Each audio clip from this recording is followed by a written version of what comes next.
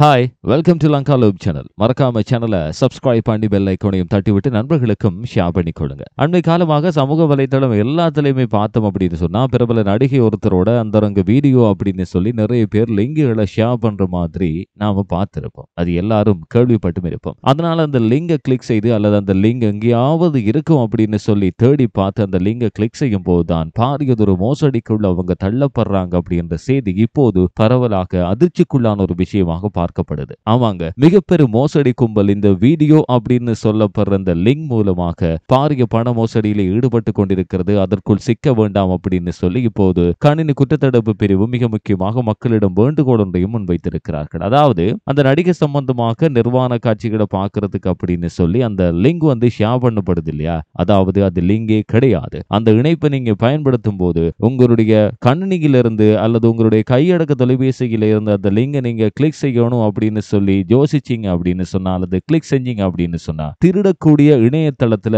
அதை உங்களை கொண்டு போய் நிப்பாட்டிடும். அதுக்கப்புறமாக உங்களுடைய டெபிட் கார்டுல இருந்து கிரெடிட் கார்டுல இருந்து உங்களுடைய எல்லா தரவுகளையுமே மூன்றாம் தரப்பு எடுத்துரும். அதனால பாரிய ஒரு அபாயம் இருக்கு. உங்களுடைய பணம் எல்லாமே திருட்டு போயிரும். அதனால அதுக்கப்புறமாக யாருமே இழந்ததுக்கு அப்புறமாக யோசிக்காதீங்க அப்படின்னு சொல்லியும் வேண்டுகோள் ஒன்று முன்வைக்கப்பட்டிருக்கு. அதனால இந்த வாட்ஸ்அப், ஃபேஸ்புக் போன்ற சமூக வலைத்தளங்களை பயன்படுத்துறவங்க இந்த நிர்வாண காட்சிகளை கொண்ட லிங்க் இப்போ இங்கே இருக்கு அப்படின்னு சொல்லப்படும் போது அந்த லிங்கை கிளிக் செய்யாதீங்க. அந்த இணைப்பை நீங்க தவிர்ப்பதன் மூலமாக தனிப்பட்ட தரவுகள் கசிகிறதை நீங்க தடுத்துக் கொள்ளலாம். இந்த அபாயத்தில் இருந்து உங்களுடைய பண மோசடி அல்லது பணம் இழப்பிலிருந்து நீங்க மீண்டு கொள்ளலாம் அப்படின்னு சொல்லியும் கோரிக்கை ஒன்று முன்வைக்கப்பட்டிருக்கு, அறிவுறுத்தலாகவும் வழங்கப்பட்டிருக்கு. அதனால இலங்கை மக்களே, இப்படியான போலி இணையதளங்களுக்குள் பிரவேசிப்பதை தவிர்த்துக் கொள்ளுங்கள் அப்படின்னு சொல்லிக் கொள்கிறோம். மீண்டும் ஒரு எபிசோட் மூலமா சந்திக்கலாம்.